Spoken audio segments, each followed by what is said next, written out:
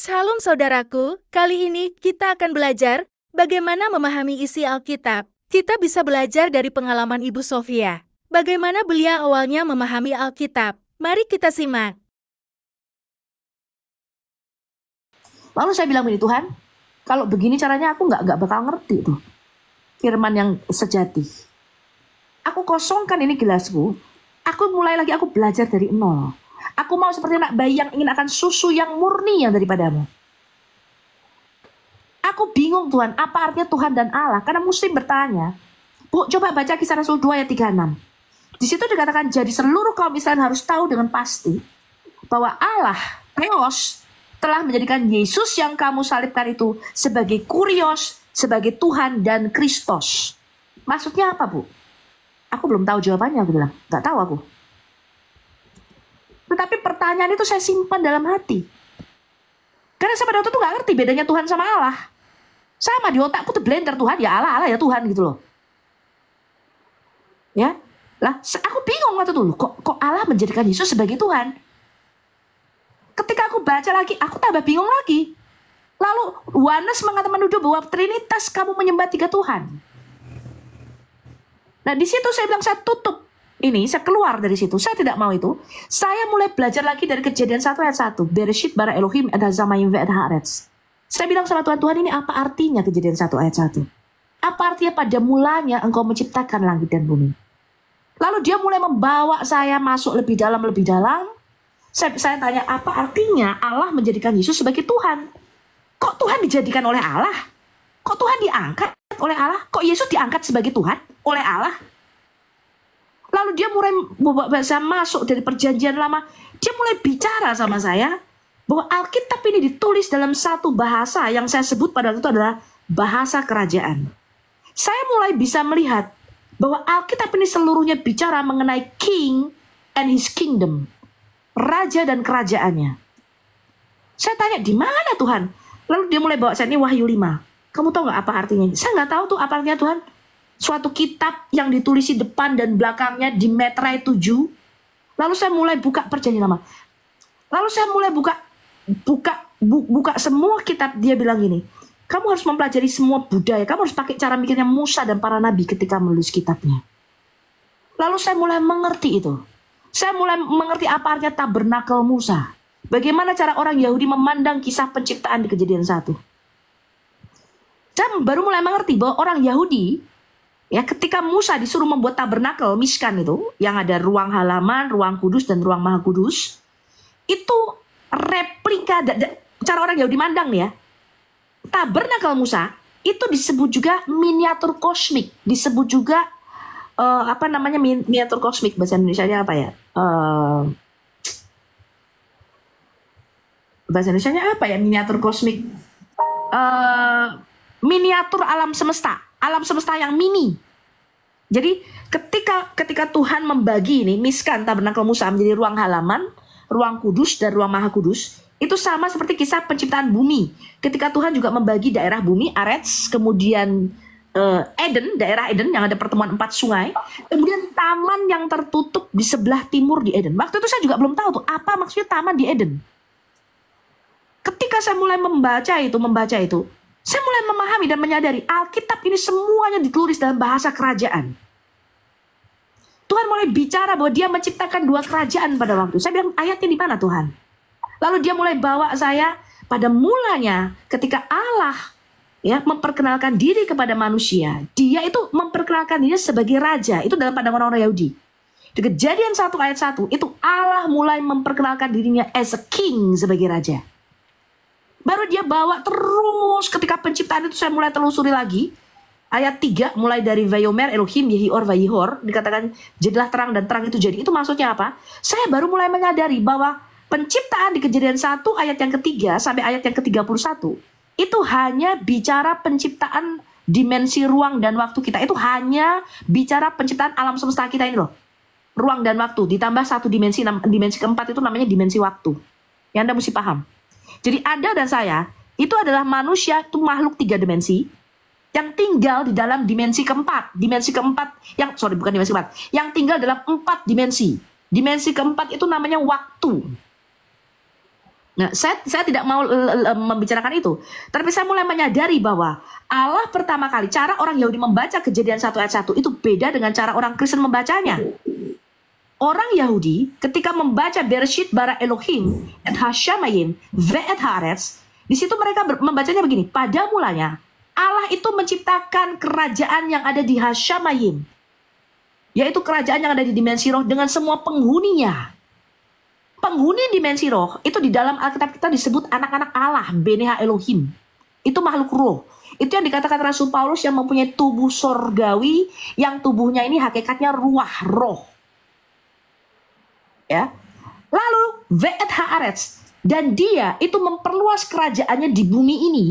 Dia membentuk satu kerajaan di dimensi materi kita, dan dia menciptakan bumi ini bukan untuk kosong. Yesaya 45 ayat 17. Dia menciptakan bumi ini dan menciptakan satu jenis spesies baru yang membawa gambar dirinya di bumi ini, karena dia tuh makhluk roh. Allah itu roh. Ya, Yohanes 4 ayat 24. Sehingga ketika dia memperluas kerajaannya di bumi ini, dia itu menciptakan satu makhluk lain yang mewakili dirinya di dalam dimensi materi kita, dan dia menyebut makhluk ini dengan nama Adam. Nah, kemudian dia membawa saya bagaimana budaya itu kaya sekali tuh. Budaya arkeologi, saya mulai mempelajari sejarah, saya mulai buka arkeologi. Wow, ternyata arkeologinya ditemukan.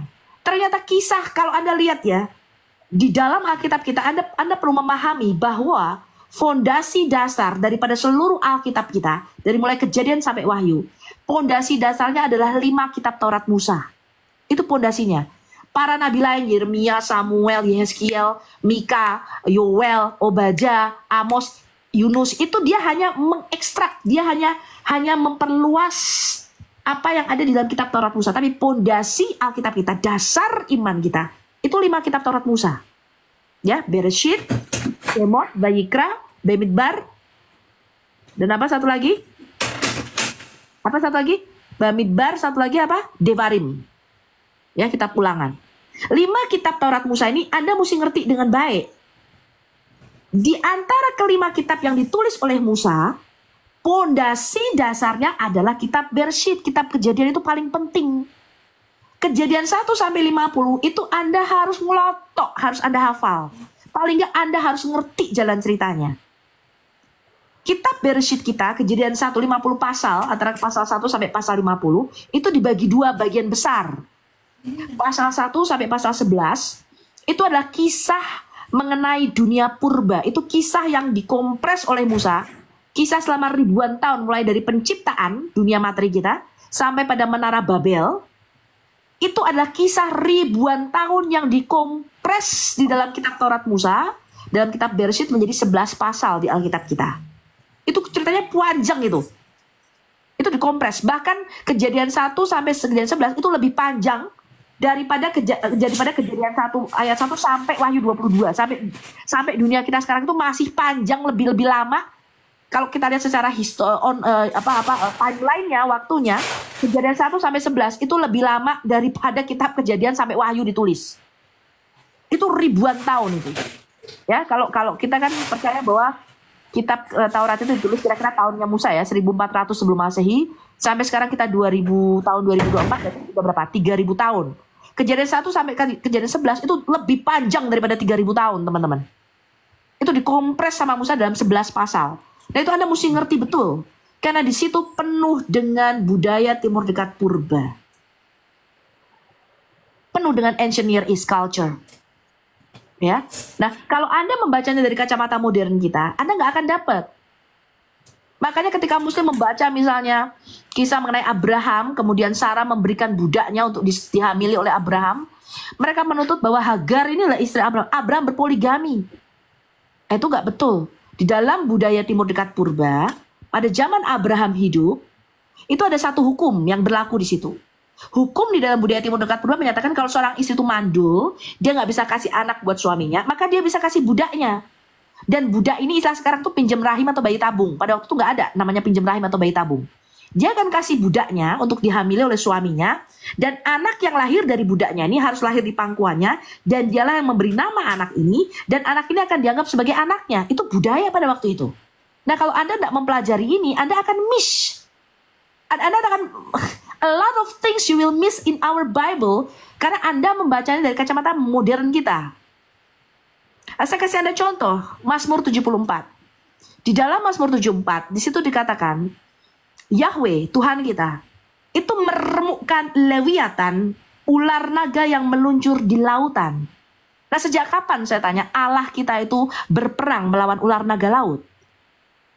Nah, karena kita tidak membacanya dalam konteks budaya Timur Dekat Purba pada waktu itu, kita nggak ngerti yang pemazmur katakan itu apa. Tuhan kita itu nggak pernah berantem melawan naga besar lautan. Naga besar lautan yang disebut Lewiatan atau Rahab di dalam budaya Timur Dekat Purba itu bicara satu natural forces, kekuatan alam yang tidak bisa ditaklukkan manusia. Salah satunya adalah kekuatan lautan. Lautan itu adalah simbol daripada chaos atau kekacauan di dalam Alkitab kita. Di dalam budaya Timur Dekat Purba, lautan adalah simbol darkness and chaos. Maka dikatakan, kalau Anda baca Kejadian 1 ayat 2, dikatakan Veruah Elohim Merakefet Alpene Hamaim. Itu artinya roh Allah itu melayang-layang di atas samudra raya. Dikatakan kegelapan dan kekacauan, tohu wabuhu, itu melingkupi dimensi kita. Itu simbol lautan. Ya, makanya di dalam kitab Wahyu dikatakan di langit yang baru dan bumi yang baru nanti tidak ada lagi lautan. Apakah benar tidak ada laut? Ya, itu adalah bahasa simbolis yang menyatakan bahwa tidak ada lagi kekacauan. Jadi kalau bicara lautan di dalam kitab Daniel, di dalam Alkitab kita itu bukan simbol bangsa-bangsa di mana itu ada simbol kekacauan, chaos di dalam Alkitab kita. Ya, jadi di Daniel 7 misalnya ketika Nabi Daniel melihat ada 4 binatang yang keluar dari dalam lautan, itu bicara kekuatan negara, kekuatan suatu bangsa yang keluar dari lautan, itu bicara bangsa-bangsa, bicara our world, dunia ini. Itu simbol, itu perlu ditafsirkan di dalam kitab Daniel. Ya, dia melihat singa bersayap, beruang yang makan iga, tulang iga ada 3, kemudian dia melihat binatang yang ketiga yaitu leopard, macan tutul. Ya, dilihat binatang yang 4 yaitu the Antichrist. Ya, kerajaan Antichrist akan muncul. Nah, itu adalah simbol daripada bangsa-bangsa, simbol daripada kekacauan di dalam Alkitab kita yang dikatakan di dalam Alkitab seperti Ayub 41. Kalau Anda baca Ayub 41 misalnya, Alkitab LAI Anda itu menerjemahkannya sebagai buaya. Itu bukan buaya. Itu satu binatang yang dikatakan mulutnya mengeluarkan api. Ya, yang kulitnya seperti besi, baju besi yang nggak bisa kamu tembus. Itu bicara kekuatan alam yang tidak bisa ditaklukkan manusia. Nah, kalau kita nggak belajar ini, Anda pikir betul-betul itu ada binatang buas di dalam Ayub 41 yang namanya buaya. Sejak kapan Allah kita berantem lawan buaya? Ya, bukan itu maksudnya. Nah, itu kita mesti paham hal-hal kayak begini.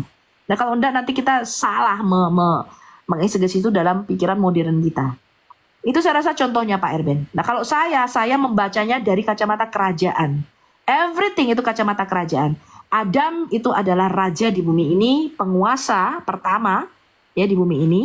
Dia tipologi daripada Tuhan Yesus kita. Jadi kalau Anda mau lihat nanti Tuhan Yesus kita di langit yang baru dan di bumi yang baru, Anda mesti lihat pelajari Adam yang pertama.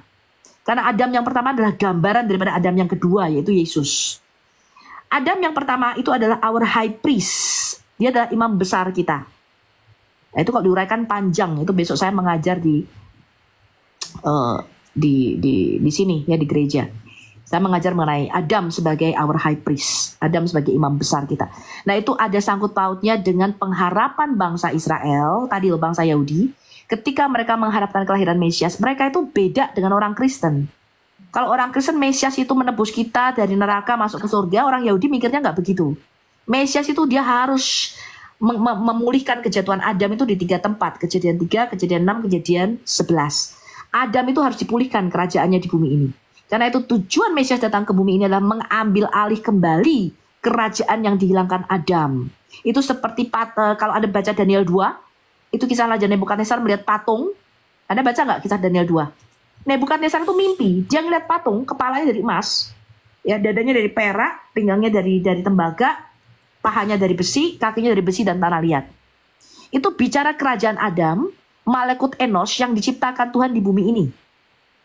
Dan Tuhan berkata bahwa karena kerajaan manusia di bumi ini itu memberontak melawan otoritas kerajaan surga, maka itu kan akan dihancurkan. Kerajaan mereka tidak kekal, tidak tetap. Dan dikatakan di Daniel 2 kalau Anda baca, itu ada batu yang terungkit lepas tanpa buatan tangan manusia. Betul Pak Erben? Dan Ada dikatakan betul. batu ini akan meremukkan patung itu bicara bahwa Mesias itu nanti akan mengambil alih semua kerajaan manusia di bumi ini, dihancurkan, ya, mulai dari yang kepalanya emas, itu ada interpretasinya sendiri-sendiri. Itu namanya double prophecy di dalam Alkitab kita, nubuatan yang sudah terjadi dan akan terjadi di masa yang akan datang. Ya, ketika kerajaan Mesias ini tadi yang di Lukas 1 ayat 33 bahwa Yesus akan duduk di atas tahta Daud, dia bicara dia mengambil alih kerajaan manusia di dunia ini, tapi sekarang ini belum secara de facto. Secara de factonya belum. Dia belum benar-benar duduk secara politikal. Baru pada kedatangan yang kedua nanti dia secara de facto, yang kita sebut dengan kerajaan damai 1000 tahun, dia mengambil alih kerajaan manusia di bumi ini. Dan dikatakan di dalam Daniel 2, kalau Anda baca ya, nubuatan itu, dikatakan batu yang terukit lepas tanpa buatan tangan manusia itu menghancurkan patung yang dilihat Nebukadnezar itu sampai menjadi sekam, nggak tersisa sama sekali tuh.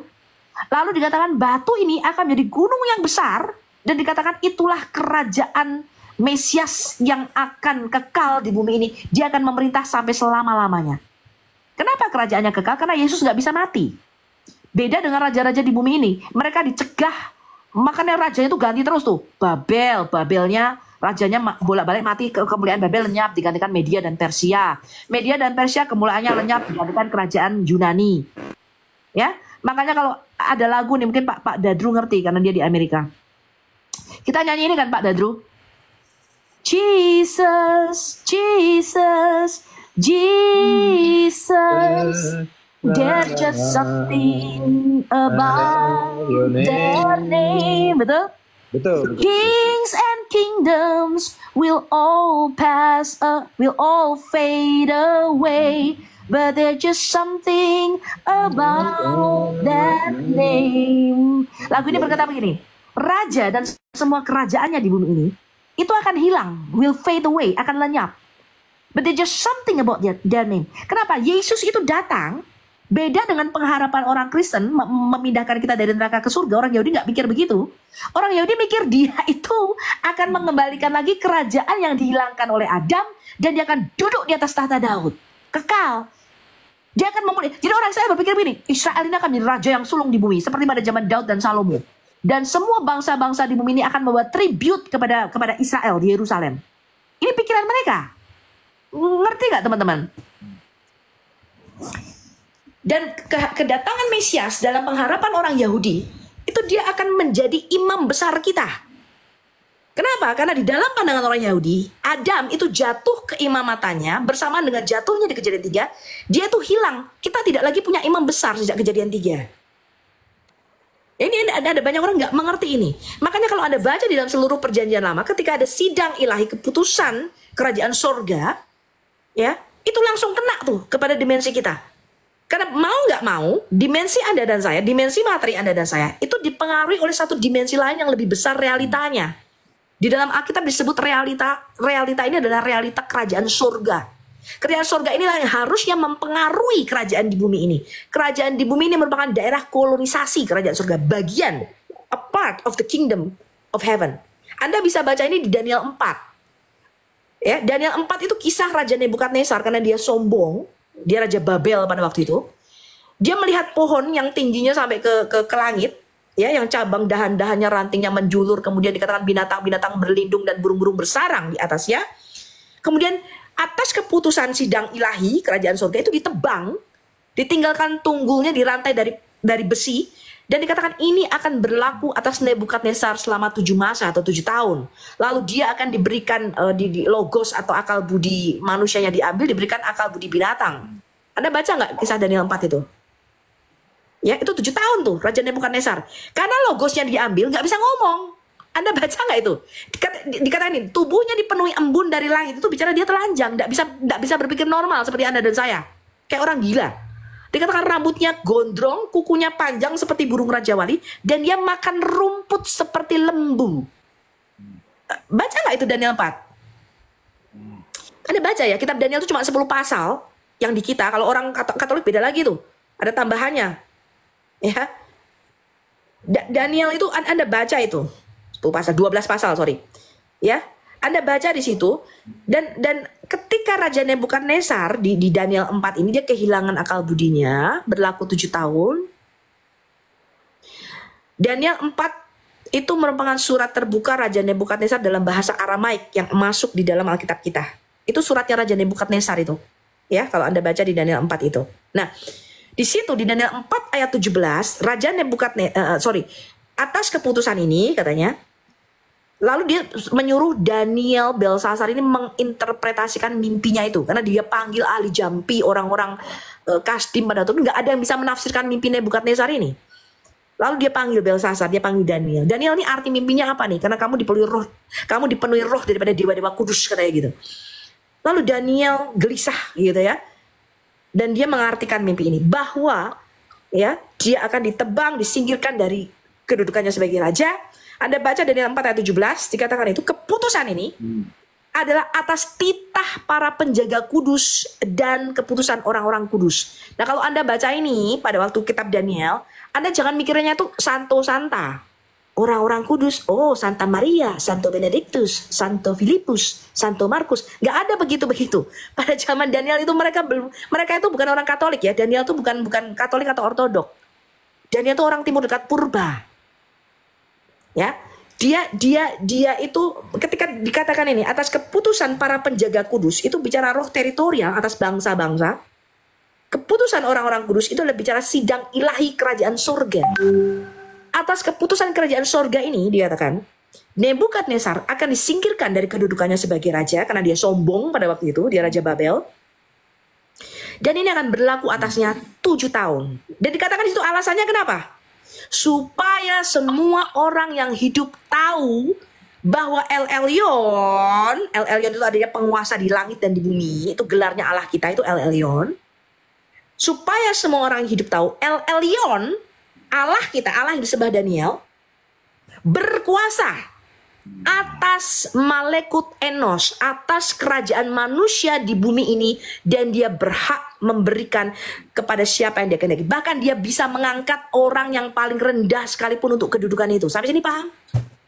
Jadi ketika Adam itu jatuh kerajaannya di Kejadian 3, Allah itu tetap stick pada rencananya. Allah itu tetap fokus pada planning, goalnya sejak semula. Apa itu rencana Allah? Rencana Allah sejak semula adalah menjadikan kerajaannya di surga dan kehendaknya di surga itu dieksekusi di bumi. Datanglah kerajaanmu dan jadilah kehendakmu di bumi seperti di dalam kerajaan surga. Itu His will. Itu adalah kehendak Allah kita. Itu His plan, itu rencananya. Itu His mindset. Dia terobsesi dengan segala sesuatu yang Allah kerjakan di bumi ini. Ketika dia mengutus anaknya, itu hanya satu obsesinya, yaitu supaya His kingdom come and His will be done on earth as it is in heaven. Demikianlah saudara, telah kita dengarkan pengalaman Ibu Sofia. Bagaimana beliau bisa memahami isi Alkitab. Semoga kita semua juga bisa belajar dan memahami isi Alkitab dengan baik dan benar. Terima kasih saudara, sampai jumpa di video berikutnya.